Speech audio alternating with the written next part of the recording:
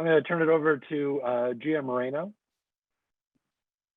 And she's with the, she's on the National Heritage Advisory Committee, and also, I believe, Gia, are you still on the Hood Community Council? Yes, I am. Okay, okay. Wanted to make sure I wasn't giving anybody false information. So thank you. Okay. Yeah, I'm the social media person and the town historian for Hood.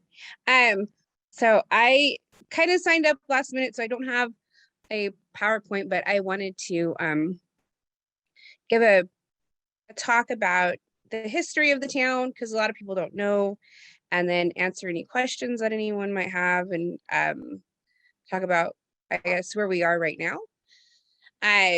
So I'll start with my connection to the town. Both sides of my family are from Hood, my mom and my dad's. Hood began in 1910 officially as the town of Richland, and it was supposed to be like the Netherlands of the United States, as was a lot of the North Delta. That's why in Clarksburg you have Netherlands Road and New Holland, and a lot of things are, a lot of places are referring to Holland. It was a large rail and shipping. It's exported a lot of the ag during that time, and then it was named after I can't think of his name. A railway engineer whose last name was Hood. He made the Tehachapi. It's a figure 8 pass in Tehachapi, and it was the first. As far as railways go, it's like one of their kind of like a 7 wonders of the world. It was very like it's a really important piece, and so he made it, and they named Hood after him. After that, it kind of nothing really happened. The railway kind of slowed down.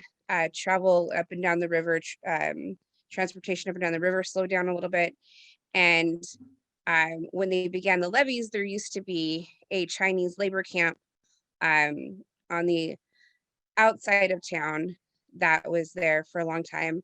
And then nothing was really happening until the late 40s, early 50s. And that's when my family came.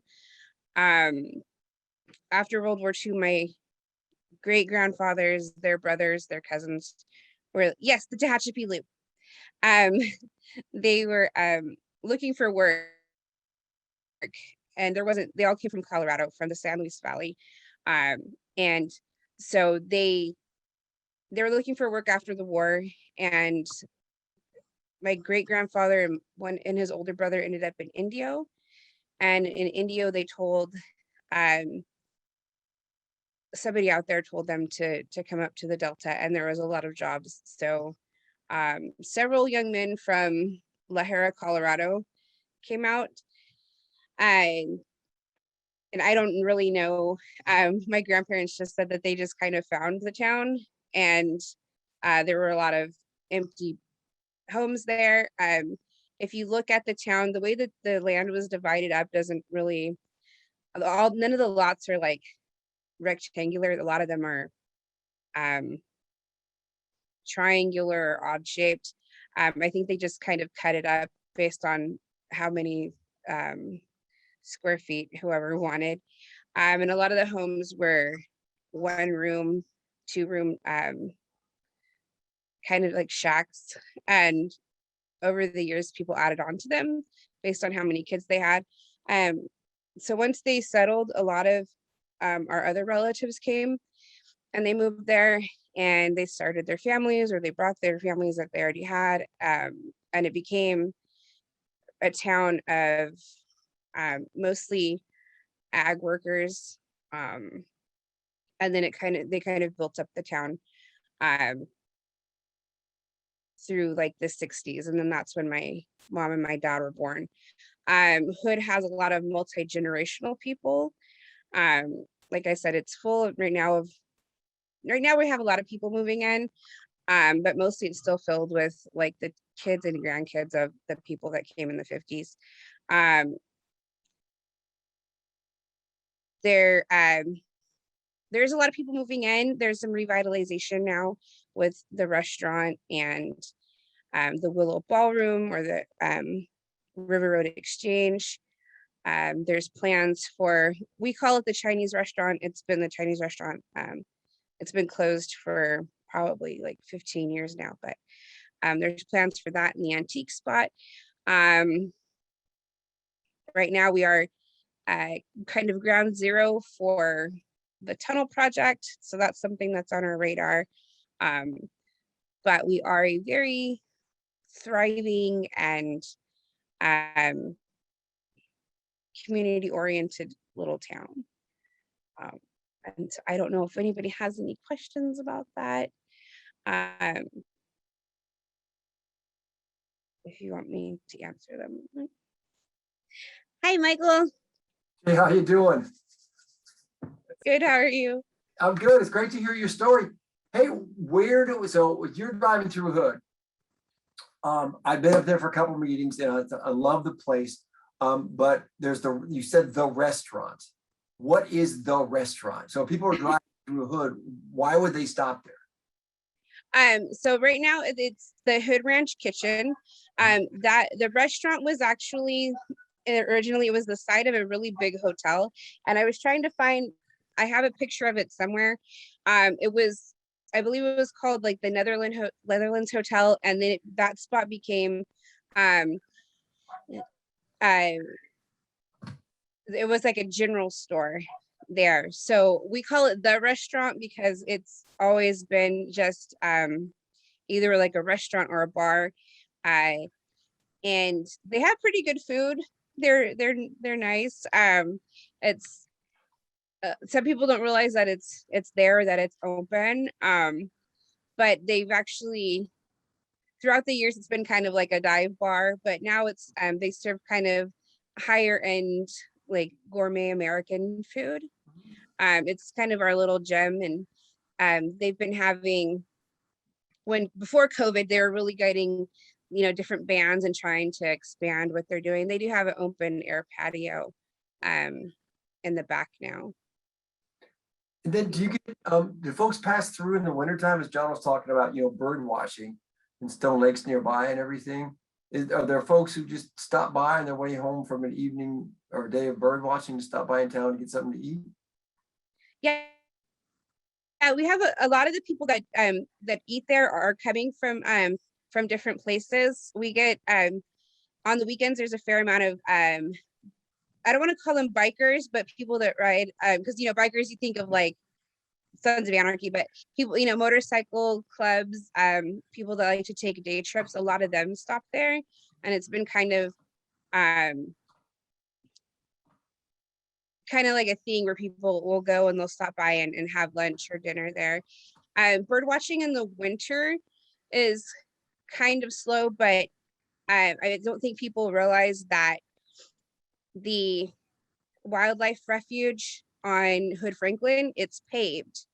So even though it's muddy, you could still walk around there. There's a nice paved parking lot, and then there's a paved walkway where you can walk around and actually view the wildlife that's there without getting stuck. So it's pretty cool. There aren't any dogs allowed there though, which I think is good because it's a wildlife refuge, so you don't want them to run away or get scared off. Thank you. You're welcome.